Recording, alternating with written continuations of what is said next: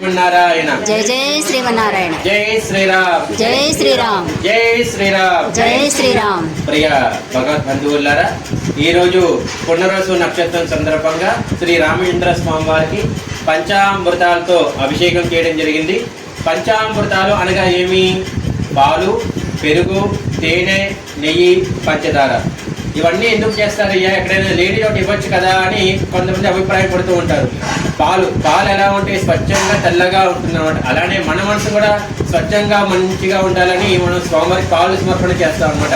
అలానే పెరుగు ఎలా ఉంటుంది? కమ్మగా తీయగా ఉంటుంది అనమాట. అలానే మన నోట్లోంచి వచ్చే మాట కూడా మంచిగా కమ్మగా ఉండాలని పెరుగు సమర్పణ చేస్తాం అనమాట. అలానే తేనె ఎలా ఉంటుంది? తీయగా ఉంటుంది అనమాట. అప్పుడే పుట్టిన పిల్లవాడికి 5-6 నెలల్లో ఉన్న వాడికి పెట్టినా ఎమ్మడే నాకేస్తాడు, ముసలివాడికి పెట్టినా ఎమ్మడే నాకేస్తాడు. అదే మంచి పహలవానికి పచ్చిమిరపకాయ వేస్తే తింటాడా? అది కారమని అంటాడు. చిన్నపిల్లవాడికి ఇచ్చినా కారమని అంటాడు.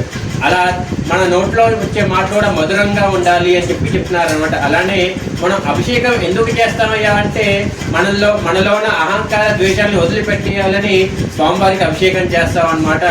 ఈ రోజు ఆ రామచంద్ర స్వామి వారికి పంచామృతాలతో అభిషేకం చేయడం జరిగింది. మళ్ళీ ఇంకొక వీడియో రూపంలో మీ ముందుకు వస్తాను. ఇట్లు మీ బద్రీనాథ్ స్వామి. జై శ్రీరామ్. జై జై శ్రీరామ్.